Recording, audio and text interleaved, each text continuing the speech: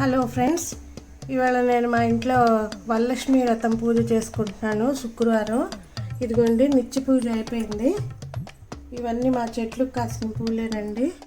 ఇదిగోండి ఫ్రెండ్స్, కింద శుభ్రంగా తుడుచుకున్నాను. నేల తుడిచి ఇదిగోండి కాగితాలు వేసుకొని పేట తీసుకున్నాను. పేటకి ఇప్పుడు శుభ్రంగా పసుపు అది రాసిస్తాను.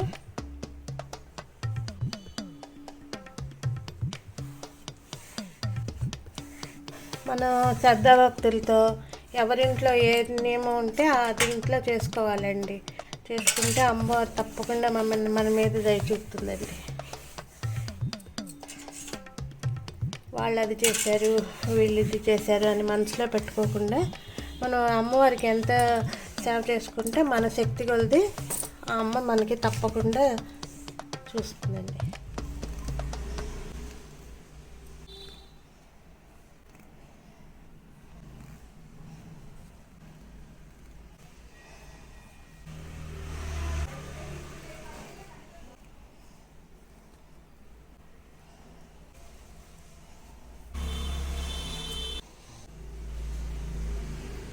కుంకుమ చల్లండి.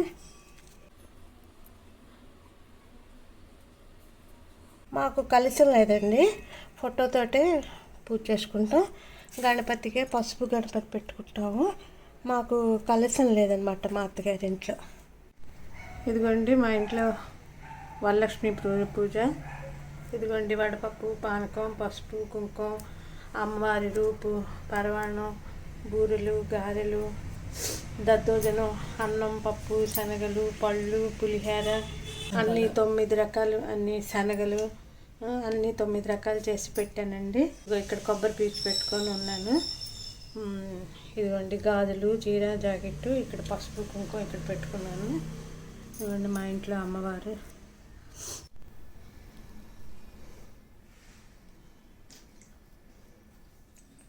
ఇక్కడ నేను రోజు నిత్య పూజ చేసుకునేది ప్లేస్ అండి. ఇక్కడేమో అమ్మవారికి పెట్టుకుని పరమాణం గురించి పాలు మరిగించుకొని పరమాణంకి పెట్టాను ఫస్ట్.